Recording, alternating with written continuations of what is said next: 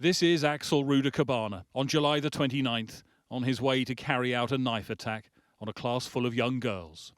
At the bus stop he paces up and down while phoning for a taxi. On that 5-mile journey he's silent until the very end. When he checks, he's at the right address. Number 34A, yeah. After he refused to pay, the taxi dash cam records him approaching the door of the dance studio, looking to find his way in. We know what happened next. Inside, 26 girls were enjoying a Taylor Swift dance event at the start of the summer holidays, an event that had sold out. The girls were at a table making friendship bracelets when, without a word, Radakubana entered and grabbed the child nearest to him. He then moved on to a second and a third, lunging at them. Leanne Lucas, who was running the class that day, said she only realised what was happening when she felt a knife go into her back. Some people left the courtroom because the details of what happened here that day were so graphic. The court was played CCTV footage in which the screams of children can be heard.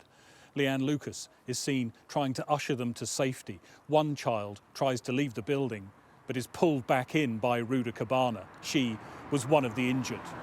Deanna here, KC, said the injuries sustained by two of the children who died could only be described as sadistic in nature. Bebe King, Elsie Stancombe and Alice Aguiar died in the attack. 8 other girls were injured. The court heard Radakubana's only intention that day was to kill. After he was arrested, he told police, "It's a good thing those children are dead. I'm so glad. I'm so happy." Among the weapons at his home, police found a second knife, identical to the one used in the attack. They also found evidence of his obsession with violence. In the dock, Radakubana began shouting that he was ill and needed to see a paramedic, with the families of the victims listening in court. When he refused to stop, the judge ordered him to be removed. We then heard from some of those whose lives have been changed by the events of that day, including one of the girls who was injured. "The beginning of my nightmare," she said, "started when I saw you. I thought you were playing a joke. I saw you in your green hoodie and face mask. The thing I remember most about you is your eyes. You looked possessed. You didn't look human." Leanne Lucas also addressed the court. "I cannot give myself compassion or accept praise, as how can I live knowing I survived when children died? The trauma of being both a victim and a witness has been horrendous.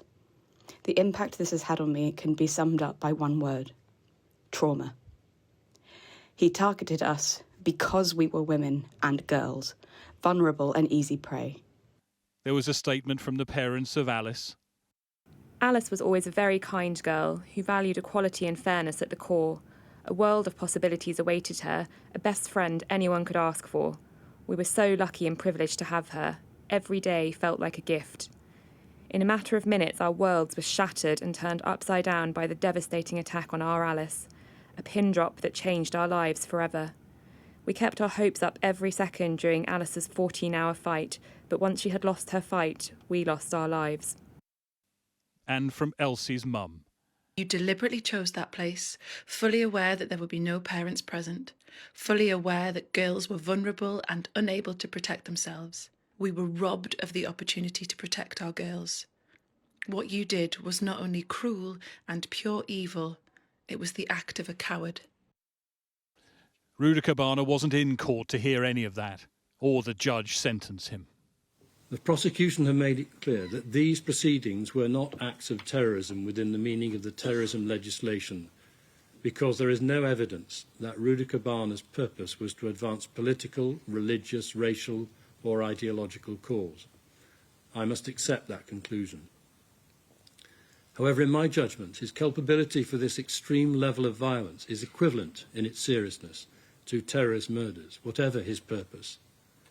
Whether his motivation was for terrorism or not misses the point. What he did on the 29th of July last year has caused such shock and revulsion to the whole nation that it must be viewed as being at the very extreme level of crime. His culpability and the harm he caused and intended were at the highest. I'm now going to sentence Axel Rudakubana, having explained my reasons. On counts 1 to 3 murder, I sentence him to custody for life with a minimum term which he must serve in custody of 52 years, less the time he's served already. Police say they've never established why Radakubana chose that venue, those girls, as his target. He's just the most despicable young person who's committed the most vile and violent acts that are going to have an impact on the victims and their families for the rest of their lives. Words almost fail to describe him in terms of just what a despicable person he is. The judge said it is highly unlikely Radakubana will ever be released, but so many questions remain, and all of it has come too late for the so many lives altered and the young lives lost. Greg Milam, Sky News, Southport.